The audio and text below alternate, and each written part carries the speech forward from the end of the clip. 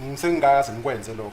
Anginaso isiqiniseko salokho. I've never done that, so I'm not certain about that. Kodwa engingaqinisekisa ukuthi mangabe ngi-analyzer efonini then ngiyakhona ukubona lokho. But what I can say is that when I analyze on the phone, I'm able to see that.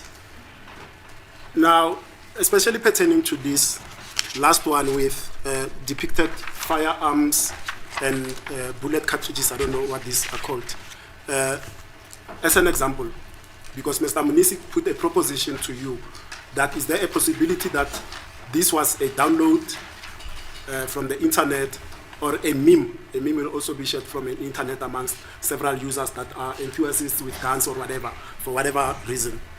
Does this XRY, how does it handle such like photos that have been shared many times, the so-called trending photos or photos that have been shared by many other users of several devices? How does it handle that, and how does it represent that in the EXIF metadata? Yenza kanjani ke XRY lena kuyithombe lezi ke ezisetshenziswe noma ke edluliswe ke abantu abaningi noma kusetshenziswa yenza kanjani? Angikaze ngidile isimo esinjalo. I haven't come across such a situation. Okay, all right. Now, with respect to these 3 photos that are at the back, the one depicting a gentleman in a red t-shirt holding the door of a motor vehicle, seated in a chair with a colleague or friend, and the one with a firearm. We cannot tell the device that took this photo because this is what is termed. So, Mr. Sibanda, if you can go back to the EXIF metadata for a while. These are called what are called cuffed raw, right? Now, I'm going to want a warrant officer to get into this cuffed raw so that we understand what it is. I personally want to know what that is, but for the benefit of the court and everybody else. This cuffed raw, what it is, in simple language, without getting technical, warrant officer. Kuyini ke nje yona ke ikhapha leyana ke singasebenzisi nje sebenza nje okulula ke noma ke singabi technical. Engicabanga ukuthi mina ngokwami ukwazi kusuke kusho ukuthi isithombe noma sidelethiwe kodwa it's a print ukuthi sake saba khona lapha kule SD card. According to my knowledge understanding is that even if the picture or the photo has been deleted, but it says that it was once there. And that will be that term, it escapes my mind, the recovered captured, something to that effect. Is that correct? Recovered captured. Yes, kunjalo. That's correct, yes. Now, in your experience, and like I said at the beginning, I'm cross-examining you for understanding because a lot of these pictures were just presented here in court, thrown around, and then we were bamboozled. So I want your understanding here. How then do you determine the date and the time from any device, be it a cell phone itself, SD card, or SIM card, when the photo was deleted? Can you determine that using X-ray software? Usebenzisa yona ke X-ray ungasho i-date kanye futhi ke nesikhathi ukuthi ke isithombe lesi sasidilithwe nini. Njengoba ngichazile njengoba sibona la awukhona ukubona nangabe sidelete into eshiyayo ukuthi ikukhombisa ukuthi sake saba khona isithombe la noma ingakuniki information eningi ngaleso sithombe leso. I'm unable to say, but as I mentioned it, that it just indicated that it was once there, but it doesn't give you more information. Now, in simple terms, warrant officer, can you explain then that how you went about the process, that is, to recover the deleted photos that we've seen on this exhibit DD4 in brackets B? How did you go about it? Except to know that you used the physical extraction, but what does that entail? Ngaphandle kokuthi ke wasebenzisa yona ke i-physical lenda, kodwa yini le owayenza ukuthi yona i-physical leyo ke yini eyenzayo ukuthi ke ubuyiseleke ithombe bese ideletiwe? Ngicabanga ukuthi lapho it's only the software esisebenza njengoba ngichaza ukuthi once wenza physical then iyo extractor even izinto ezideleted. There's no way ongakwenza ngayo mina ngokwami phandle kwe software. As I've said, that it is the software that we make use of, that once you do it or you engage that, the physical, then it is able to then retract those that are deleted. On my own, or myself, cannot do it. Okay. Okay. We've now touched on whether you can distinguish between the downloaded. In fact, let me put it this way. Using XRY software, can you, I think you've touched on it, but let me make sure. Can you distinguish between photos that are taken by a device and photos that are downloaded from the internet and other mechanisms. Uyakwazi ukuhlukanisa phakathi kwezithombe ekusetshenziswe i-device zona kanye futhi nezithombe ezi-downloaded. Kunjalo uyakhona ukubona. Yes, you are able to see. Share that with me again. I think it escapes my mind. Share that with me again. Please, Ungaphinda Warrant nje Officer. ungichazele. Okay. Uma ngabe isithombe ukuthi sisesekhona ku SD card njengala. If the picture is still there, so on the SD card, just like here, And then uma ngabe uvula file name.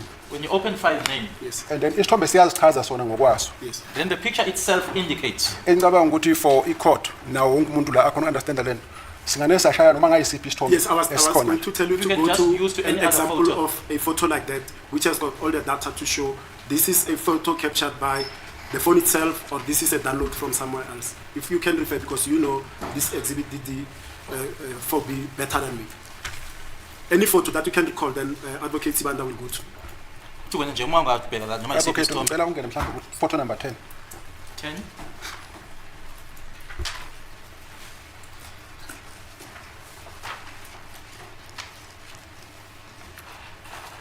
No. Let's use the ones that we've worked on. That's why, hence I said from exhibit DD4B, because there are private photos here of people that are not supposed to be seen in this court. Hence I said specifically to the photo album that we've been working on, not random photos.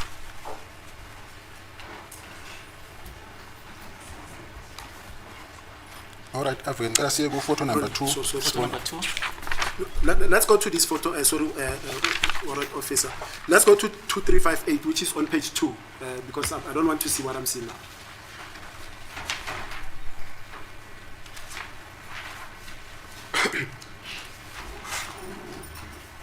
Let's see if it's got the complete metadata in relation to the question that I asked, whether you can distinguish between a photo downloaded and a photo taken by the device itself.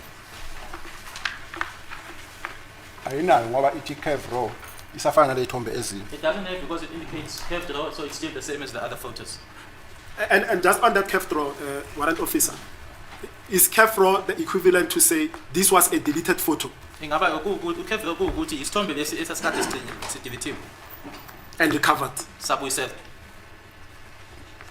Ngicela uthi ukhuphe kancane. Can you go up? Then nasa lapha siyasho ukuthi it's deleted, yes. It indicates down there deleted, yes. Okay. So let's look at the one that was not deleted. That will show us that this was taken by, or here, does it show whether it was taken by the device itself or downloaded? Lana yatshengisa yini ukuthi kwakusetshenziswe yona i-device le noma Njengoba ngichaza ukuthi njengoba siswa lesithombe into esiyikhombisayo ukuthi lesikhathi sireceive ile device the SD card sasikade singaphakathi kwana iPhone Samsung J5. it just indicated that when it was received, this SD card was inside the Samsung J5. Let's go to another photo. I want this information clearly, Warrant Officer. Let's go to 2378, which I want a photo that was not deleted, that can show me exactly what I want. Isithombe esasingadelethwanga ke izobonisa ke lokho engikufunayo. Let's go to 2378.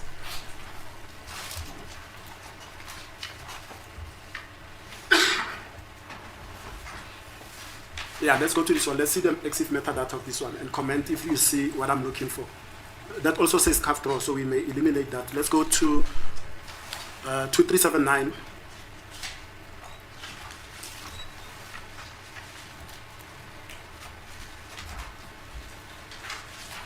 Let's see the exif for that, Mr. Sibanda, please. Okay, that one is curved draw as well. How many pictures should I take here?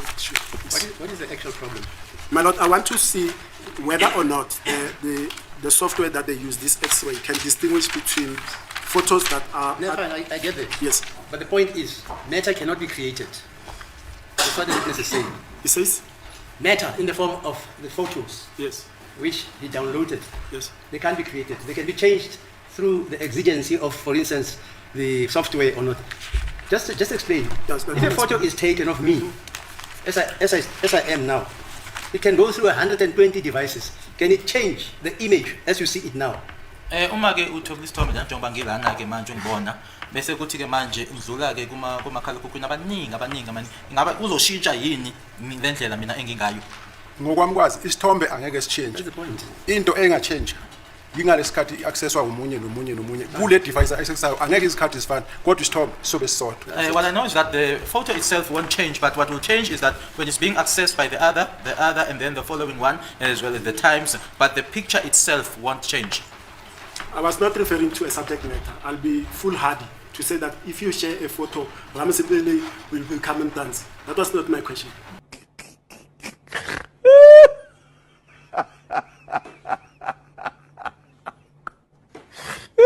The problem is Rams didn't warn us, okay? He didn't give us a disclaimer that today's going to be a very technical day. And when he's in tech mode, he's really, really dead serious and he just doesn't want anyone taking him for granted. My Lord decided to undermine Ramasipili and he said, not today, okay? Not today, because let me tell you something. I did not say that if I share a photo of Rams, then it will become Ntanzi. I'll be foolhardy to say something like that. And then he continues on. My Lord is silenced completely from the conversation, which is absolutely hilarious because you can tell that my Lord is on guard. Okay, he's on guard. He wants to revert back to manufacturer settings, but he's trying really hard. He remembers his wife who doesn't fear him anymore. After all these years of marriage, he didn't tell us how long he's been married. Now we want to know. We also want to know, why is the wife afraid of him? Why does he think the wife was afraid of him until the nation spoke and the wife said, don't worry, I will handle it. I will handle it, South Africa. I'll talk to my man. I'm just kidding. But Ramasipili is not taking any hostages. He wants his technical questions answered with the same level of seriousness that he is using. But do you know what is concerning?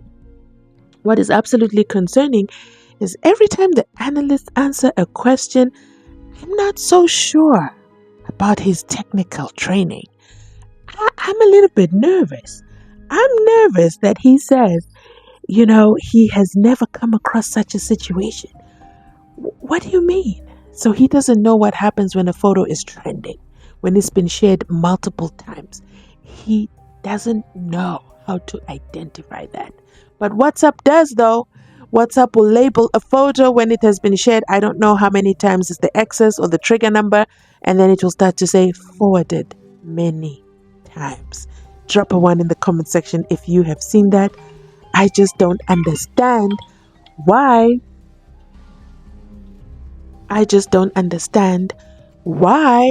Oh my goodness.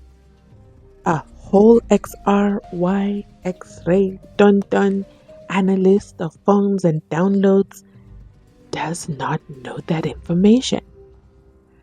Okay, let's continue listening on and let's see where this takes us. My question pertains to, and I've said, the EXIF data. Whether EXIF data can show you this is a JPEG, it was taken by a J5 sensor, or this was a photograph which was shared from WhatsApp, Facebook, and the like. That distinction. Advocate, I remember I explained that. Sengushilo ukuthi uma ngabe isithombe sisesekhona efonini, when you usibheka siyasho isithombe ukuthi lesi sibuya ku WhatsApp, and then uyakhona ukubona kule file name iyasho ukuthi shared. If isithombe it was shared. But I've already said that if the photo is still there, and then it does indicate there that if it was sent via WhatsApp, then it says, or it indicates shared. Okwesibili ngiphinde ngayichaza lento ukuthi isithombe siyasho uma ngabe sibuya ku Facebook, ucheck file name uyaba khona lo Facebook ukuthi sibuya ku Facebook. And I also said that if the photo is still there and the source is Facebook and you go to file name, it will then indicate Facebook. And then uma ngabe isithombe sithethwe ngefone siyasho DCIM bese space ithi camera JPEG sikunikele lezo zinamba. DCIM camera JPEG. And then if a phone was used, it will then indicate DCIM camera and then a JPEG.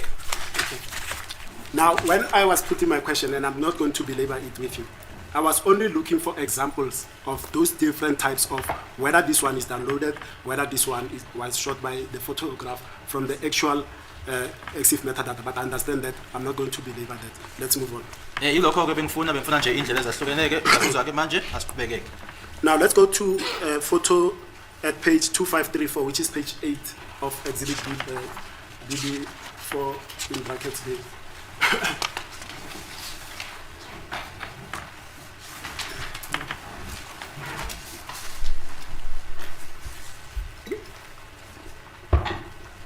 Yeah, this one.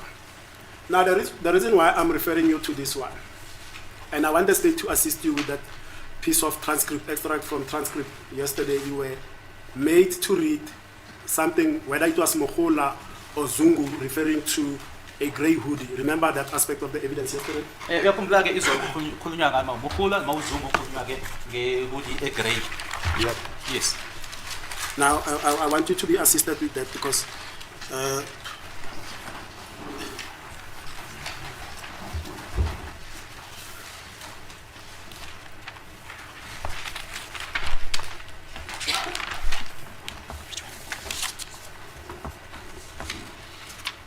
in fact, the comparison. No, okay, read that first, then I'll want to refer you as well to Exhibit DD4 in brackets A. Ifundeka kanje. Miss Mohola. Yes, my lord. There were a couple of hoodie jacket inside the wardrobe. He also, my lord, requested to take one of the hoodies, my lord, which was grey in color. And my lord, if I am not mistaken, he was wearing a red hoodie jacket as well. Fundeka ngalendlela ke lana ubufakazi bakhe ke ubhalo Miss Mukhula yebo nkosenkantolo kwakunama hoodie ke nama jacket ama hoodie ke ayekhona lapho ke wardrobe wacela futhi ke ukuthi ke athathe enye yako eyayo ke eyayi grey ngombala uma ngenza iphutha ke wayegqoke ihoodie eyayibomvu ijacket ngombala. Now, I'll be fair, and with all due respect to Advocate Sibanda, you and I don't fault you, you were made to read that on record without the context there of being put to you, correct? Lokho ke kuthiwe ukufundeke ngaphandle kokuthi ke utshelwe ke okupheleleke mayela nakho lokho noma utshelwe yes. And I'm not going to give you the context, it's got nothing to do with your evidence, right? Angeke ngikutsheleke ukuthi ke kwenzekani ke ngoba ke akuhlangene nobufakazi bakho. But importantly, from that extract that you've just read, it said whoever, Mr. Ntanzi, requested to take one of the hoodies with, because he was wearing a red, obviously, for whatever reasons Mohola says, he was going to change now into this grey hoodie. That's my understanding. Are we on the sort of same understanding, reading from that?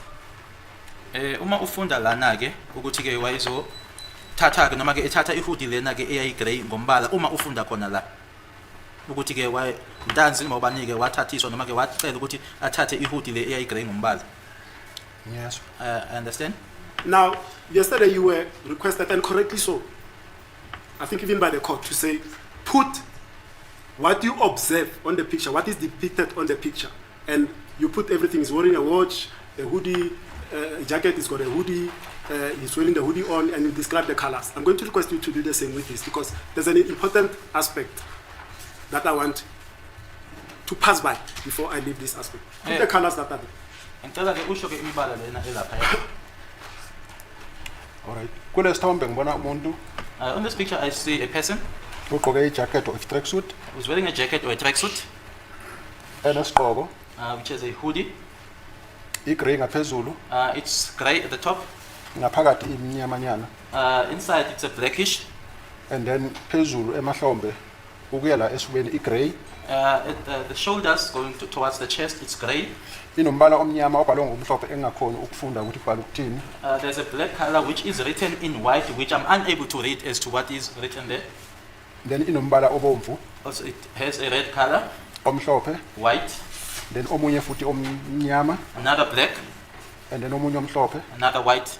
then ibese iba mnyama la ngenzansi futhi ibhalwe imbhalo ngembhalo emhlophe engakhona ukuyifunda. It's also black here at the bottom. It's written in white, which I cannot read as to what it is that's written.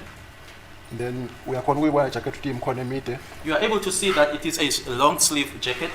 ugqoke iwashi, He's wearing a watch. kuyabonakala ukuthi limnyama nokubomvu. It's visible that it is a black and some red. Then ibonakala ngathi ungaphakathi endlini lo muntu iloko engakubona. And it appears as if this person is inside the house. That's what I can see. Thank you, Warrant Officer. Now, in that passage, the extract from the proceedings where Sergeant Mohola was testifying, does she describe that hoodie by describing further the colors, the lettering and everything that you have just placed on record. Manje lana ke kule lawo ke uqeda ukuthi ke uyifundeke le ndlela ke uqeda uchaza ngayo ke lana le minye imibala leni lokho kubhaliwe uyakusho umhula la.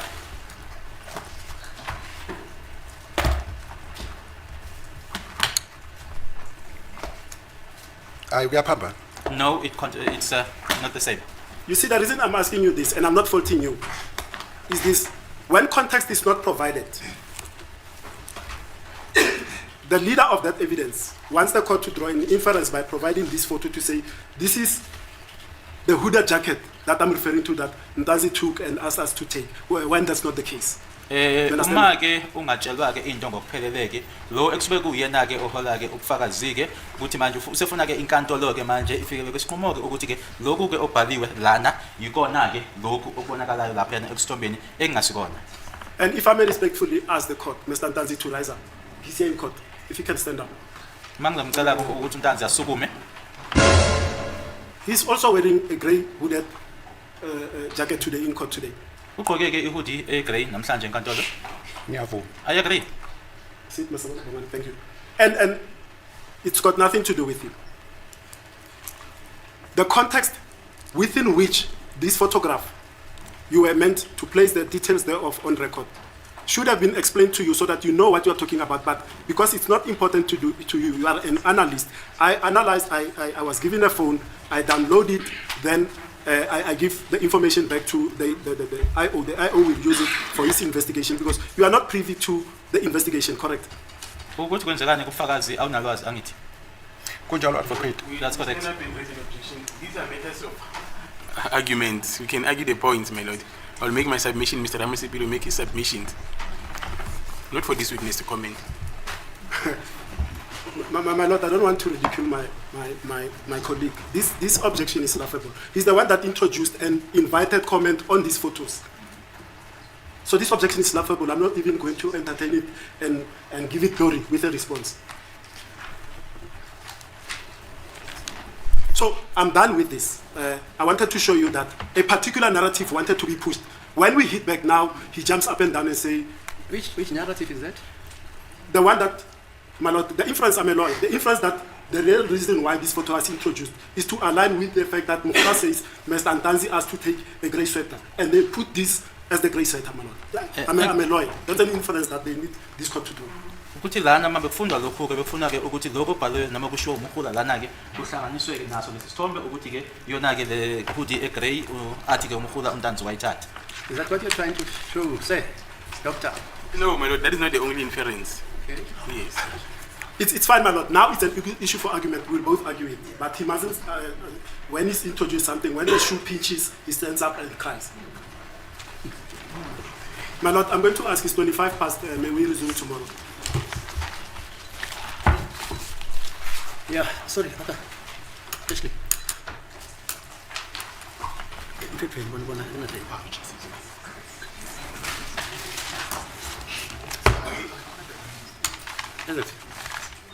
Are you available tomorrow, sir?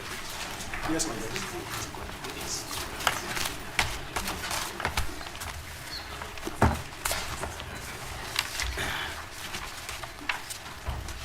Okay, let's adjourn until tomorrow. Take a look at the bow from Baloyi. Wow, that's a very, very animated deep bow compared to everybody else in the courtroom who barely made it. But we are not there. Hey guys, so I just want to close out this video and talk about the hoodie, the tone of Ramasipili. I'm not going to talk about actually the lashback that Sibanda got from Ramasipili because I've already done that in a full video. If you didn't catch it, make sure you go and catch it. There's a lot of engagement in the comment section as well. That is hilarious. But I want to talk about what Ramasipili said. He said that you're bringing up this story, you're bringing up this photo so that it matches the gray hoodie. Well, guess who's in court dressed in a gray hoodie? Bongani Ntanzi rise up. Bongani Ntanzi stands up. You can even see he's like, where are we going with this? This wasn't rehearsed. It wasn't discussed. Because I was like, why is he in a gray sweater? When I saw him earlier, I was like, that's not a good idea. I always get nervous with things like that, which help build the narrative. For example, I've spoke about Tobis Ngube, accused number 3, growing out his hair. almost getting to location, because you don't want your hair locked, because now you're giving them a visual of the guy who walked into the Kumalo home, allegedly, per the Nganekwane. Okay? But here's the thing. So, Rams is like, he's wearing a gray hoodie in court today. And you're trying to feed into the narrative that when they were arresting him, they opened up his wardrobe and there were so many sweaters and hoodies. Guys, is it abnormal to have a hoodie or a sweater? Because I have some, okay? Do I have a gray one? Yes, I do. I have a gray new edition, actually. Thank you to YouTube. But I also have several others. I think I have many black ones. But the thing I'm concerned about is the state trying to say people who wear hoodies are top suspects? Because then that means, let me know in the comment section if you have hoodies and if you think hoodies are for criminals. Because remember, Zunganizer said Bongani Ntanzi had a black hoodie on, and then, no, he had a gray hoodie on, and then they went to do the pew, and when they came back, he changed. And then I want to ask myself, does Bongani Ntanzi walk around with a closet? A wardrobe? What in the Ganekwane is going on? But here's another thing. I think Ndlovu is just shocked. It's like, what is going on here? And he's just bearing the heat of Ramasipili, and Rams is flogging, okay? And Ndlovu is revealing at the same time just how inadequate this additional extra investigation was that they did during the when Advocate Omnisi Wemvula was reading the 60,000 pages. I'm going to end this here. I want to hear your thoughts in the comment section down below. Thanks for watching. Remember to like, comment, and subscribe. Do the things that make the channel grow. We're on our way to 70,000 subscribers. We're on our way to a whole 70,000 subscribers. Wow. With your help, we'll get there. Let's do it. Thanks for watching. I'll catch you on my next upload. Bye.